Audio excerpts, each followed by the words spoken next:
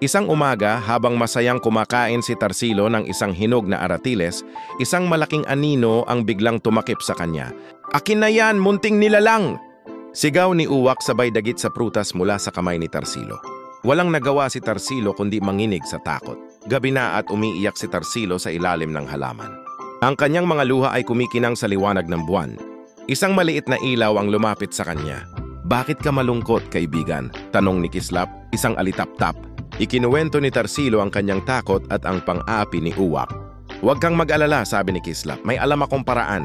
Sa loob ng isang kuweba ng mga kumikinang nakabute, mayroong binhi ng tapang. Kung kakainin mo ito, magkakaroon ka ng lakas ng loob na harapin ang sino man. Nagalok si Kislap na samahan si Tarsilo.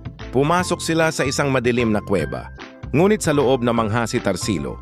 Ang buong paligid ay puno ng mga kabuteng may iba't ibang kulay at nagliliwanag. Sa gitna ng lahat, sa ibabaw ng isang bato, may isang maliit na buto na hugis puso. Ito ay tumitibok at naglalabas ng mainit na pulang ilaw. Nag-alinlangan si Tarsilo, ngunit tumango si Kislap bilang pampalakas loob. Dahan-dahang kinuha ni Tarsilo ang buto at nilunok ito.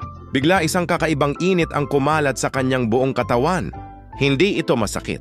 Sa halip, naramdaman niya ang tapang at lakas na dumadaloy sa kanyang mga ugat. Bumalik sila sa puno ng balete bago sumikat ang araw.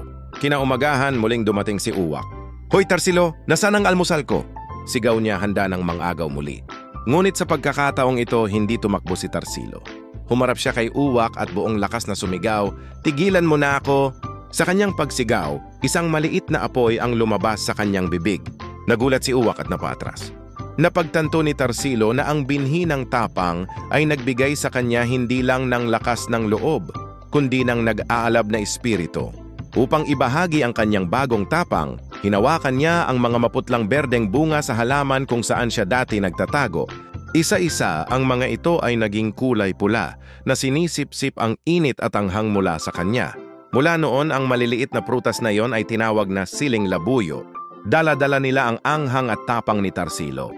At si Tarsilo hindi na muling natakot. Siya na ang naging matapang na tagapagtanggol ng lahat ng maliliit na nilalang sa ilalim ng punong balete.